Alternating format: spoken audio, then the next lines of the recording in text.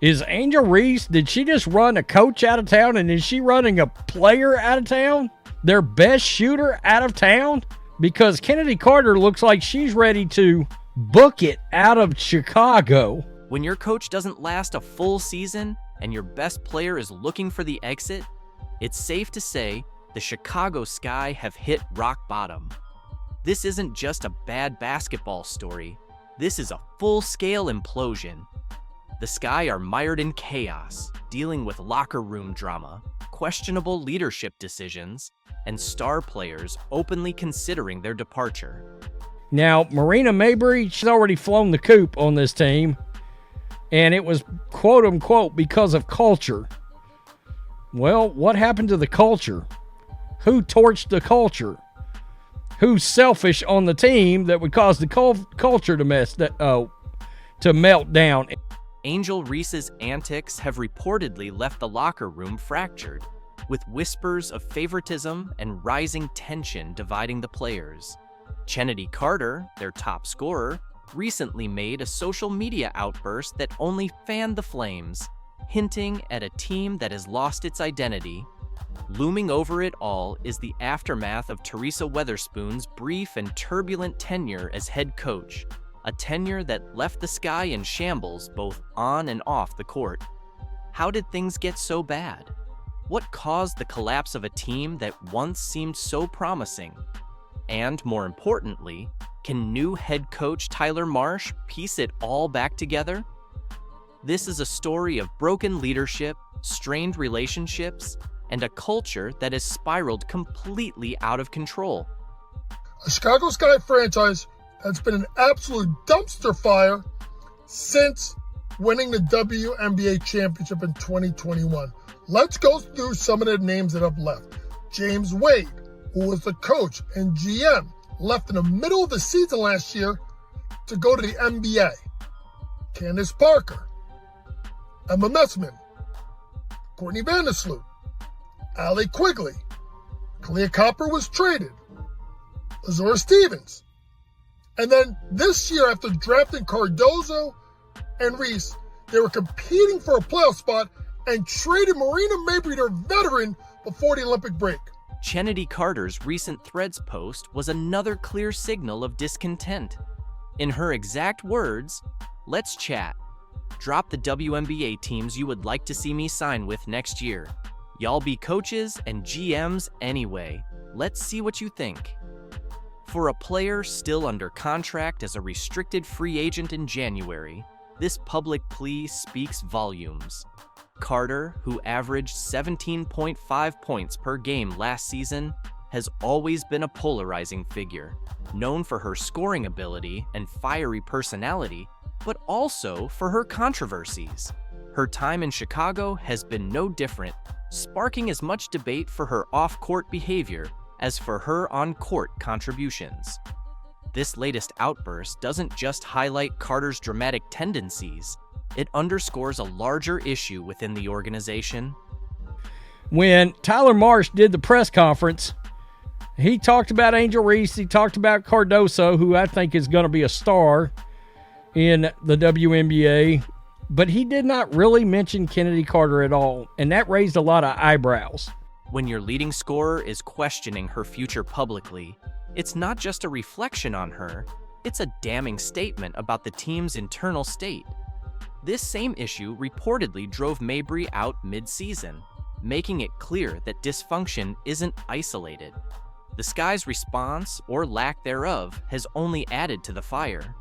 New head coach Tyler Marsh avoided making any commitments regarding Carter's future. However, new Sky coach Tyler Marsh was asked about whether he sees Chennedy Carter in the big part of what he's doing in the future during an appearance on the Athletic Women's Basketball Show. Quote, "In regards to Chennedy, she's a great player. She was a huge catalyst to what last year's team was able to do and accomplish. And obviously, she's slated to be a free agent. So once those talks are up, we'll take a look at it." Interesting. But the focus thus far has been on players who we know are under contract this coming year, and that's where the communication has been thus far. Are they willing to embrace Carter's talent despite her baggage, or are they preparing to move on? Carter's frustrations, however, don't exist in isolation. The Sky have been plagued by rumors of favoritism, poor tactical decisions, and a coaching environment that left many players feeling unsupported. Teresa Weatherspoon's tenure as head coach was marked by mismanagement and whispers of catering to specific players, fueling resentment in the locker room. According to league sources, Weatherspoon lost the locker room by creating a culture that prioritized the needs of a few over the team. According to league sources, Weatherspoon had lost the locker room because of a culture that catered to the needs of a few players. Dear Lord. The backlash from Carter's Threads post has been loud and divided. Critics labeled her public complaints unprofessional and immature, while supporters pointed to the Sky's leadership as the real issue. One fan summed it up: "If even Carter wants out, you know something's seriously wrong in Chicago." Let's be fair, Carter has a history of being a polarizing figure, bouncing around the league and clashing with teams. Could she be part of the problem? Absolutely. But the Sky's broader issues go deeper than one player. The real question is whether Marsh's leadership will be enough to fix this fractured culture. Can they rebuild while Caitlin Clark's golf debut just made me so upset with the WNBA because the LPGA just did everything that the WNBA should have been doing this season. Caitlin Clark made waves in the world of women's sports, but this time, it wasn't on the basketball court. Her impressive debut at an LPGA Pro-Am event created quite a buzz, leaving both fans and critics amazed. Now, from this event, I have only seen and heard of positive things. I didn't hear one thing about how her fans are toxic. I didn't hear one thing about there being too much spotlight on Caitlin Clark and it should have maybe been on the professional golfers that are there. We didn't hear any of that. While the LPGA rolled out the red carpet for her, the WNBA's lack of response was impossible to ignore. What's really happening behind the scenes? I honestly just got so triggered by Caitlin Clark's golf debut, and it is no fault of hers that I got upset. It is the fault of the WNBA because the LPGA just did everything. Caitlin Clark is now a household name, not only for her WNBA success, but also for her unexpected performance in golf. Her appearance at the LPGA Pro-Am wasn't just a typical celebrity cameo, it turned into a nationally spotlighted event. Fans showed up in droves, pushing for the tournament to be broadcast. And when it finally aired, the LPGA struck gold. They didn't just include Caitlin, they made her the star of the entire event. How this Pro-Am event originally wasn't even going to be televised, but there were so many fans who were emailing the organization saying, how can we watch Caitlin? Can we come to the event? Can you live stream it? All of these things. And it ended up being put on television. Let's break it down. The LPGA didn't just get lucky with this opportunity, they planned it with precision. They paired Caitlin with Nelly Korda, the top-ranked golfer in the world. Think about it, one of the biggest stars in women's basketball teaming up with the best golfer around. That's not a coincidence. That's smart marketing. Photos of Caitlin and Nelly were all over social media, generating a buzz that reached well beyond golf fans. Basketball lovers, golf enthusiasts, and more were instantly hooked. Fans were really excited about that. There was so much buzz online. She was trending on Twitter, all of the things. And the LPGA was promoting the crap out of this event. And they also did something really smart by pairing her up with their currently #1 golfer in the world. Meanwhile, the WNBA, the league that shot Caitlin to stardom, remained completely silent. They didn't tweet, post, or make any mention of her golf success. Fans definitely noticed, and it raised a lot of questions. Why wasn't her own league celebrating such a huge moment? It felt like a major missed opportunity, especially after the LPGA showed just how much star power Caitlin could bring to another sport. So there are photos of Caitlin and Nelly literally everywhere, and the LPGA was so smart in doing this because they knew that there would be so many eyeballs on Caitlin. So if they put their #1 golfer, who is currently leading the sport and pushing the sport ahead, if they put her next to Caitlyn for the entire event. That's just great. It's great for Nelly and it's great for everyone else. It wasn't just the LPGA that jumped on Caitlyn's star power. Media outlets were all over the story too. From SportsCenter to Bleacher Report, everyone covered her every move at the event, from her swings to her interactions with fans. Everything Caitlyn did became headline news. The LPGA took full advantage of the spotlight, promoting not only Caitlyn, but also showcasing their top golfers. It was a win-win situation. In contrast, the WNBA took a different approach. Throughout Caitlyn's rookie season, many fans felt the league wasn't doing enough to promote her, despite her standout performances and the clear Caitlyn Clark effect on viewership numbers. The league seemed hesitant to fully embrace her rising fame. Critics argued that the WNBA was trying too hard to evenly distribute attention, even when it was obvious Caitlyn was the main draw. This reluctance was even more noticeable during the LPGA Pro-Am. While the LPGA leaned into Caitlyn's popularity, the WNBA's silence was glaring.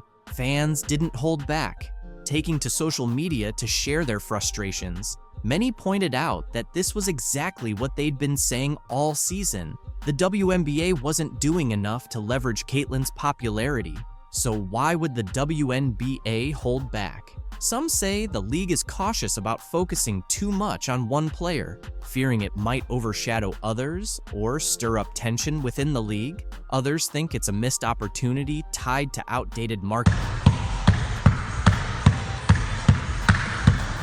Caitlyn Clark recently shared some footage of her training in Europe, and it's everything we've been looking for. This serves as the ultimate evidence of how a truly respectable league treats its star players. No matter how the cachet of the WNBA elevates, remember, it could have been even better. You messed it up. You messed it up. You can truly see the joy on Clark's face. She looks free, incredibly happy, and completely unbothered.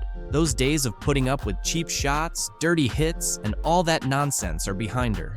There's no one poking her in the eye or hip-checking her into the stands. So now give me the reasons why. She's gone.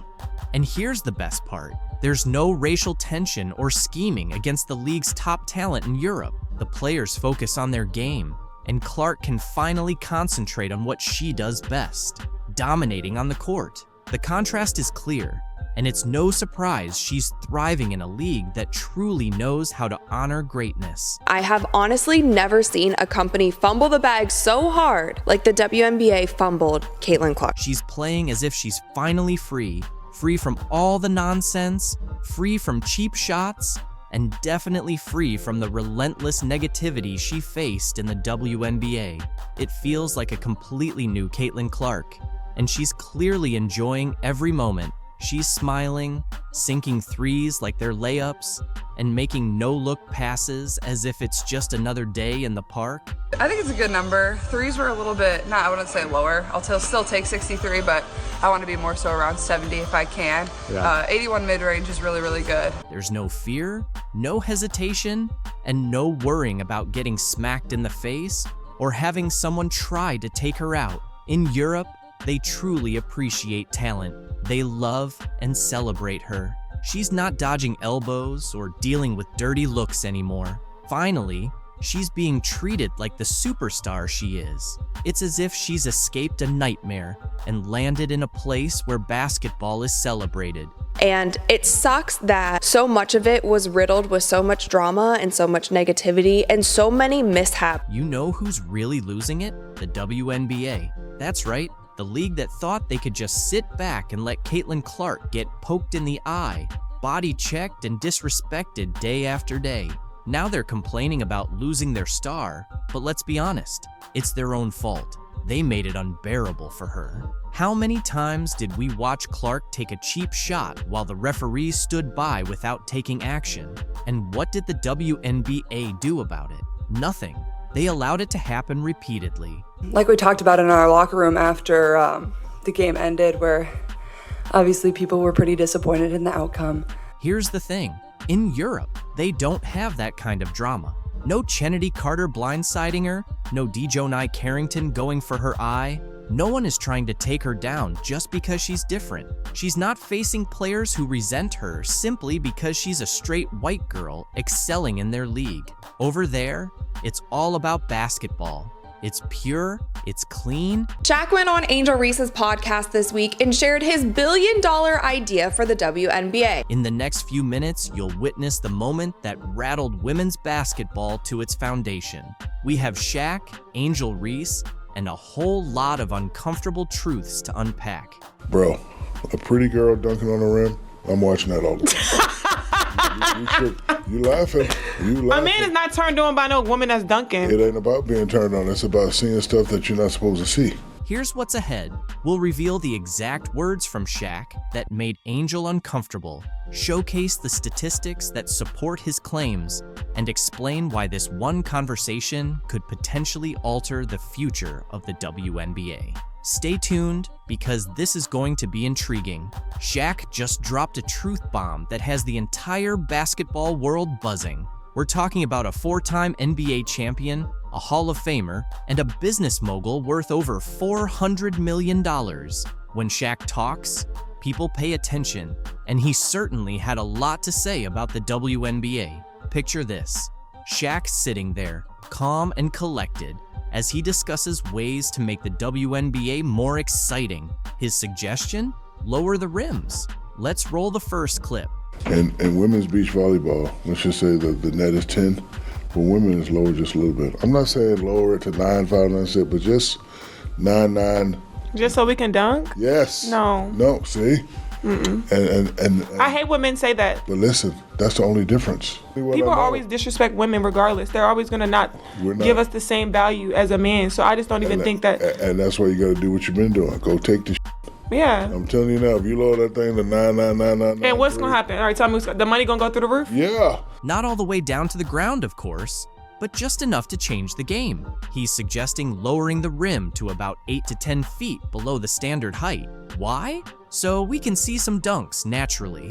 You might think that doesn't sound too bad, but here's where it gets interesting. Sitting right across from Shaq, Angel Reese isn't on board with that idea. She fires back, making some compelling points about respecting women's basketball. I feel like it still wouldn't be good enough. It's never good enough for a man. People always disrespect women regardless. They're always going to not give us the same value as a man. So I just don't even think that. She then addressed the issue of people not tuning in to watch the game. Yeah. I'm telling you now, if you lower that thing to 9.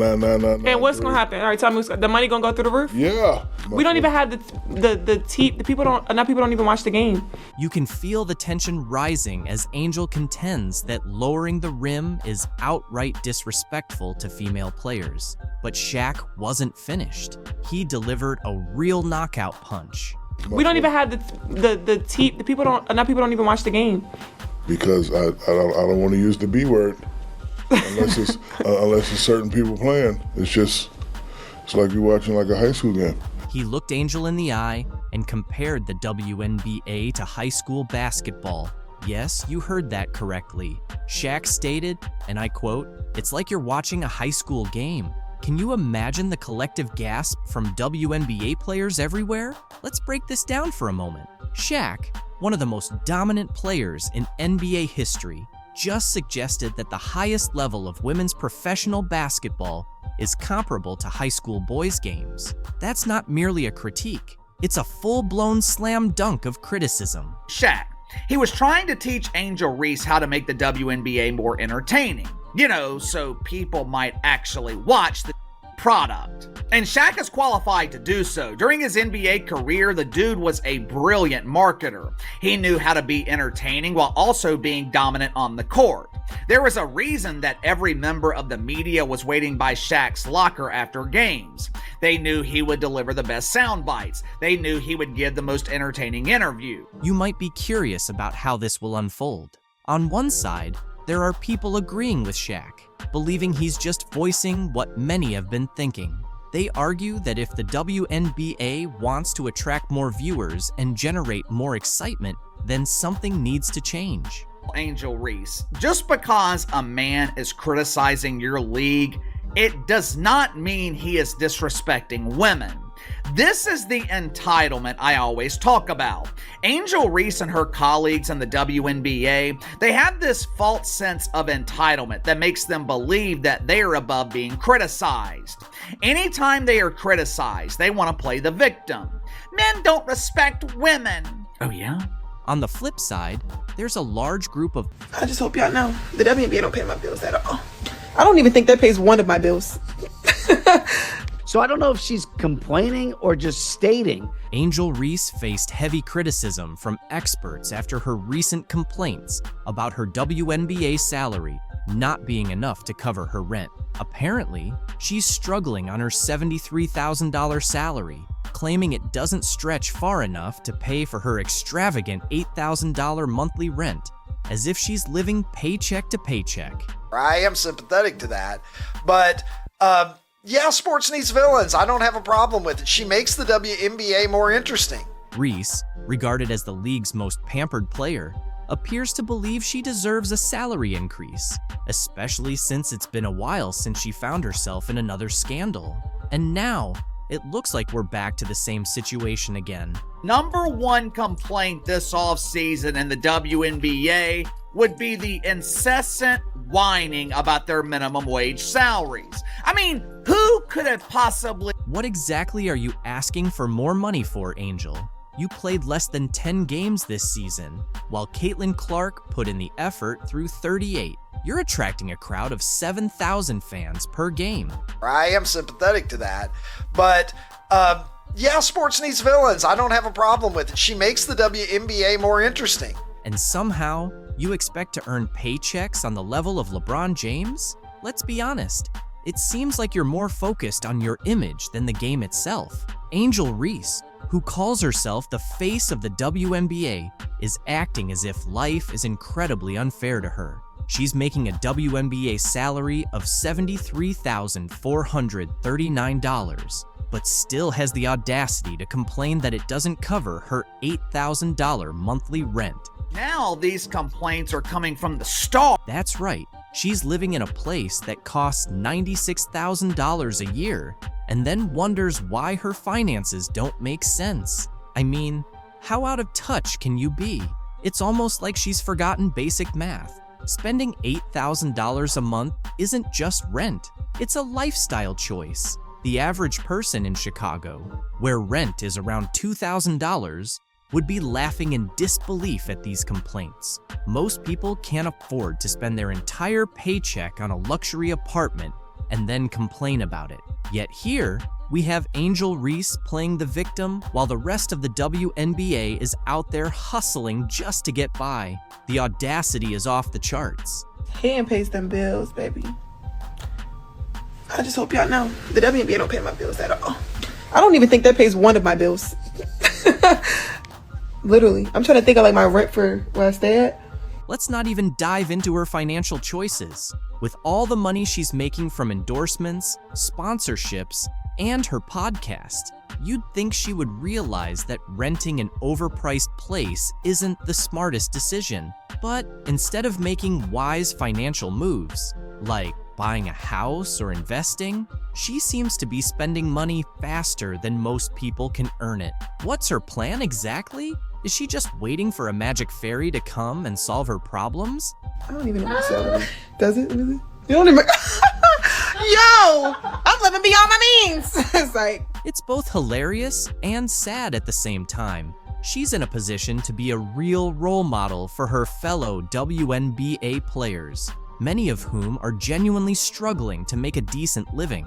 They don't have million-dollar endorsement deals rolling in. They rely on their league salaries and are barely scraping by.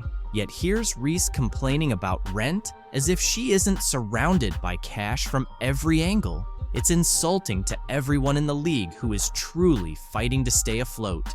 Playing this offseason in the WNBA would be the rise of Caitlin Clark has been nothing short of extraordinary. From bold predictions to jaw-dropping performances, her journey to the WNBA has been a roller coaster of challenges and triumphs.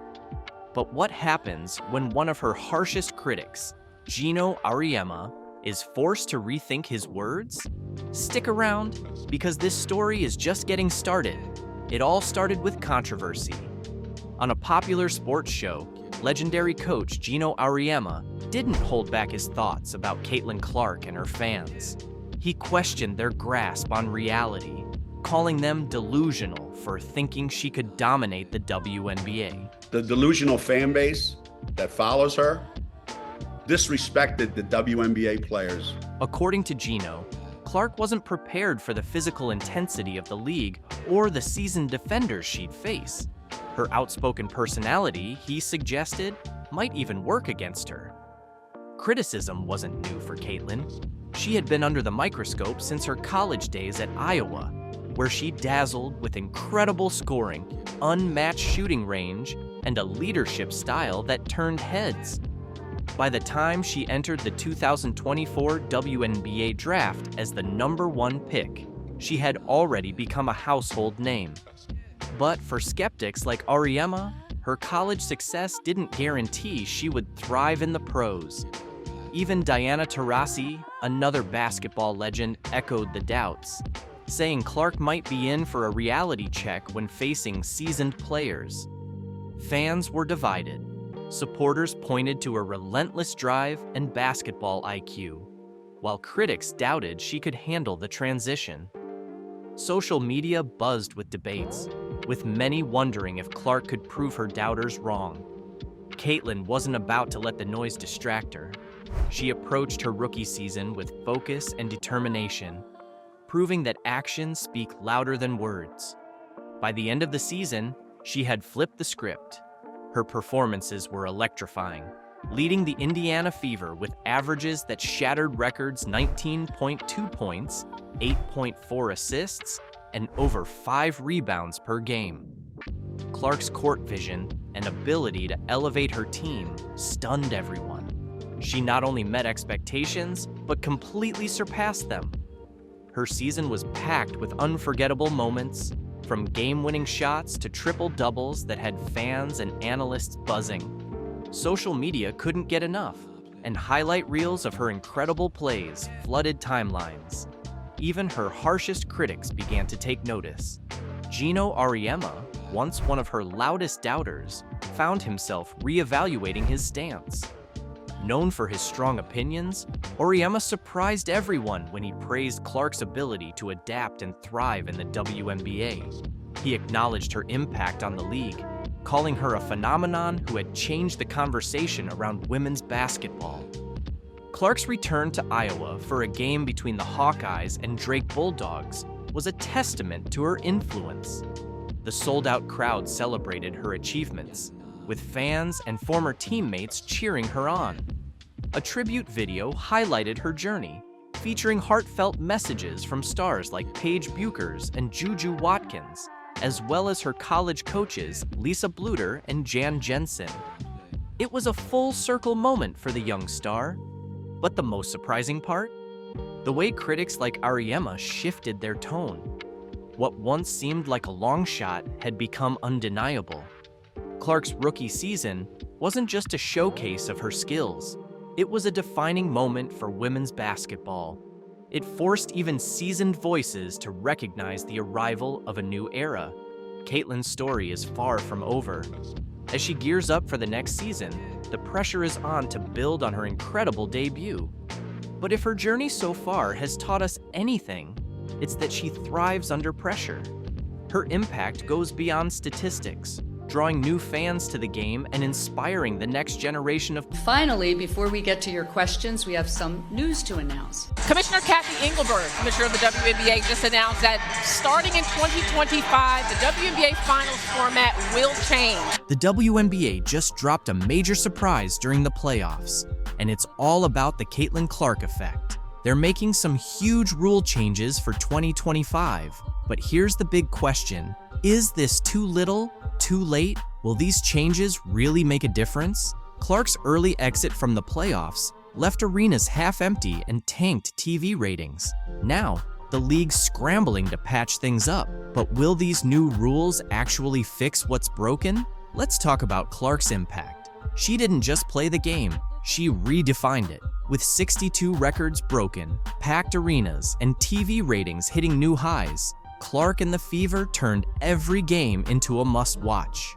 Fans couldn't get enough. Well, I knew the atmosphere was going to be electric when they announced Caitlin's name in the dark and the fans went crazy. Here's the reality. The second Clark was out, everything started to fall apart. Ratings plummeted by 80%, and some games started looking like ghost towns, with empty sections covered up to avoid the bad look on live TV. Let's be real. Are you even shocked? Clark was practically carrying the league, and now she's off the court and on the golf course. Can the WNBA make it without its star player? These new rule changes better deliver? Because right now, things aren't looking great.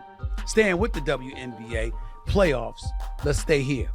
Let's just say the ratings aren't the same with Caitlin Clark and the Indiana Fever now eliminated. By the way, not only was viewership down, but attendance was as well. The WNBA is definitely in panic mode, ready to do whatever it takes to turn things around. But here's the surprising part. These new rules aren't just minor adjustments, they represent a complete overhaul that could either save or sink the league. The big question is, will these changes be enough to fill the gap left by Caitlin Clark and boost their ratings? Or will the league keep slipping into irrelevance? Let's dive into these drastic measures.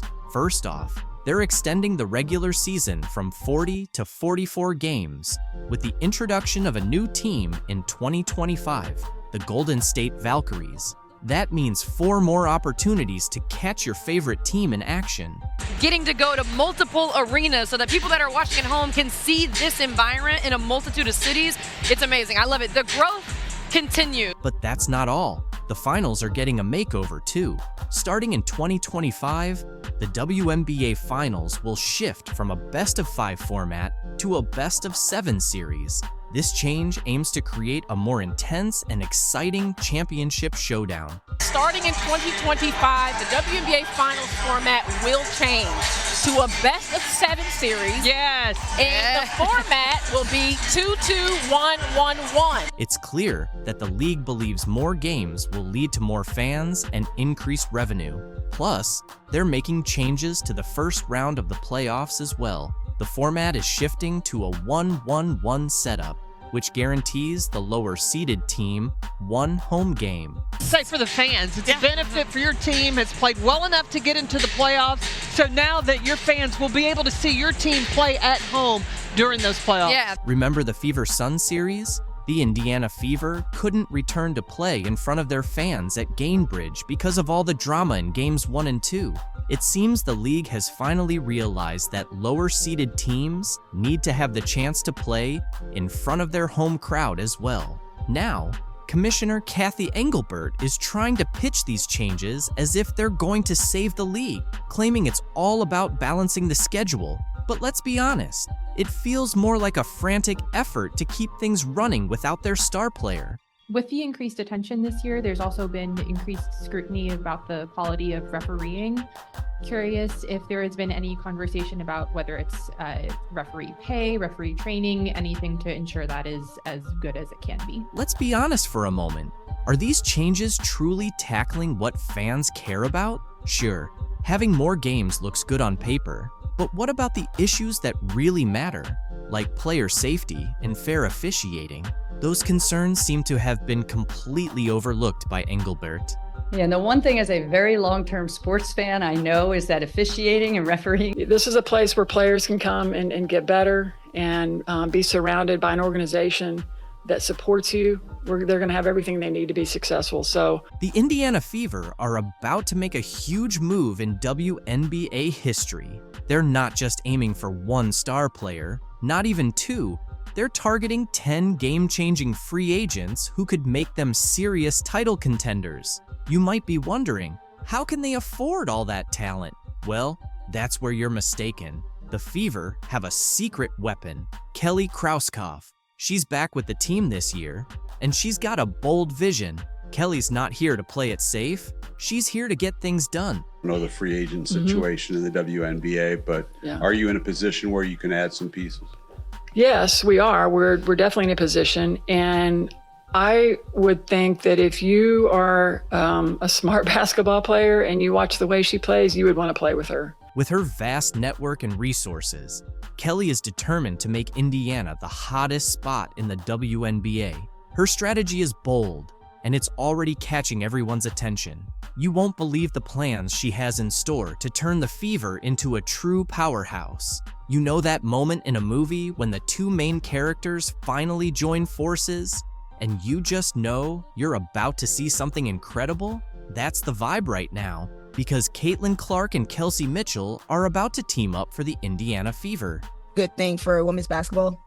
I'm playing alongside this kid, so it makes everything, a little bit more dramatic, and like the people are coming out to see this person. So we just do what we can. We embrace it. I'm pretty sure our organization can feed off of it. Let's take a moment to focus on Kelsey Mitchell. Did you know she averaged 19.2 points per game last season? That's not just impressive. That's all-star caliber. And it's not like she had just a few good nights either. After the Olympic break, Mitchell went on a scoring spree, putting up 20 or more points in 7 straight games. Imagine trying to guard someone that reliable. Now, think about Mitchell teaming up with Caitlin Clark. We're talking about two of the top shooters in the game coming together. How are defenses supposed to handle that? Clark's college numbers are through the roof, and her knack for setting up her teammates is incredible. With Clark's playmaking skills and Mitchell's scoring, this could be the most exciting backcourt the WNBA has ever seen. Because Kelsey Mitchell said basketball is a language and you have to get on the same page. Me and Caitlin like to play fast and up-tempo, and I'm always going to align based on how she's playing and how she's going. Here's where things get really interesting. Kelsey Mitchell is a free agent right now. The Fever have to re-sign her, right? But at what price? We're talking about a player who has been the heart and soul of the team. Even the Fever's president said they wouldn't be where they are today without her. That kind of praise doesn't come cheap. So, let's break down what it might actually take to keep Mitchell in Indiana. Spoiler alert, it's a hefty sum. We're talking about a Supermax qualifying offer of around $250,000. That's a big investment, but can the Fever really afford to let Mitchell go? Look, we're going to evaluate everything and have those types of discussions with her. Here's the thing. It's not only about the money, it's about building a championship caliber team. That's where Caitlin Clark comes into play. Bringing her on board isn't just about her own skills. It's about how she can make everyone around her better, especially a scorer like Mitchell. But all signs point to her returning, including her and Clark attending the Pacers and Grizzlies game. You might be wondering if these two can really work together. Won't they end up competing for shots? But that's the best part. Clark isn't just a scorer. She's a true playmaker, and Mitchell has already proven she can thrive alongside other star guards. This isn't about two players battling for the spotlight. It's about two stars joining forces to create something that's even better than what they could achieve individually. Kelsey Mitchell has been an all-star, but she had the stage, the bright lights, and everybody could see what kind of bucket. A surprising figure has come forward to support Caitlin Clark. While she's been celebrated by many NBA greats, the response from the WNBA community has been mixed, often marked by envy instead of respect. It's an unusual dynamic that brings attention to the difference in how men's and women's basketball players view Clark's impressive rise. On the men's side, one of the first to openly back her was none other than Stephen Curry. You can't help but watch when she plays, where she's shooting from, the range, the confidence, the flair, like she's a performer. Curry, whose long-range shooting has transformed the NBA, sees a lot of his own style in Clark's game. In an interview, he shared that while her shooting range and style are clearly similar to his, focusing only on those aspects takes away from appreciating the rest of her game. I saw somebody break down the release time, which is pretty much identical to mine. Curry was quick to note that although Clark's shooting grabs the spotlight, her full skill set is what truly stands out. Her court vision, passing, and ability to consistently fill up the stat sheet show she's a well-rounded player. It's crazy though, just because her shot it's like that, it's at that level. But if you really watch like her floor game is as impressive. So it's kind of the total package. He described her shooting ability as her superpower, but emphasized that it's her entire skill set that truly sets her apart. LeBron James, another NBA icon, shared a similar sentiment, voicing his admiration for everything Clark has achieved on the court. Caitlin Clark is the reason why a lot of great things is going to happen for the WNBA. But for her individually, I don't think she should get involved on nothing that's being said. Just go, have fun, enjoy. After watching Clark dominate the scoreboard in an NCAA tournament game, LeBron James couldn't help but see similarities between her and himself. Just as he did early in his career, Clark has often shouldered the responsibility of leading her team to victory, single-handedly shifting game momentum. In his words, Caitlin Clark is the kind of player who can take over a game, lifting her teammates while still excelling on her own. A high compliment from someone who knows all about carrying a team. But there's more to Clark than her skills on the court. Being from Indiana, specifically the Indianapolis area, her rise naturally draws comparisons to one of basketball's all-time legends, Larry Bird. In the 1980s, Bird was more than just a player. He was an icon, known for his relentless work ethic, gritty style, and fierce competitiveness. So it's no surprise that as Clark kept breaking records, comparisons to Bird's Indiana-rooted style of basketball brilliance began to emerge. And it wasn't just the hometown connection drawing attention. Magic Johnson, Bird's longtime rival, also spoke about Clark's impact, comparing her budding rivalry with Angel Reese to his own storied battles with Bird in the 1980s. Johnson pointed out that while rivalries can get intense, they also raise the level of the game and draw more fans to the sport. We have to understand that both Caitlin, Angel, and Brink, who plays for my Sparks, they made the WNBA better. They're going to be tested by these incredible women who've been in the league for a long time. Caitlin is the most popular WNBA player, but she's not the best at this time. Just like Larry and I were not the best when we entered the league. We became the best later on by our play. Caitlin still has to play great to become the best WNBA player. In Johnson's words, Caitlin and Angel have brought back that classic spirit of basketball, where everyone's eagerly watching to see what'll happen next. It's like Larry and me all over again, he said. And now, Larry Bird himself has finally spoken up about Clark. Though he's been mostly quiet on the topic until now, Bird recently offered her some advice as she faces rising criticism both on and off the court. He urged her to keep her focus, reminding her that while critics will always be around, they won't stick. Global platform now that Caitlin will have coming into the professional ranks, so it's really a great time to be in basketball. Caitlin Clark is clearly a catalyst for a business that was, and let's be honest, Caitlin to some degree financially saved the WNBA. It was hemorrhaging money for years. Build, you have to scale, and ultimately expansion had always been on my list. But we didn't want to rush into it because we wanted new owners, like new ownership groups. Anyone who knows sports here knows like it's a slog to be a sports owner. What would you do to stop your most valuable asset from jumping ship to a competitor? Well, the WNBA just showed the world its answer to that question. Just hours ago, Caitlin Clark, a name now synonymous with basketball excellence, made waves around the globe. Hi, Caitlin. Hey, what's up, Caitlin? Yo, what's up, Caitlin? Hey, Caitlin. Hey, Caitlin. Famous for her incredible shooting range and intense competitiveness, Clark was anticipated to take the WNBA to new levels after being drafted by the Indiana Fever. The Indiana Fever select Caitlin Clark, University of Iowa. However, recent rumors indicate that Clark may choose to skip the WNBA and head to Europe for the attractive contracts available there. In response, the WNBA is ready to make an unprecedented offer, an ownership stake in the Indiana Fever to ensure Caitlin Clark stays in the U.S. Her arrival in the WNBA was poised to be a game changer. Looked up how much the tickets are going for. I kind of cut that price in half Sites like SeatGeek are charging hundreds and thousands for a seat at Barber Hawkeye.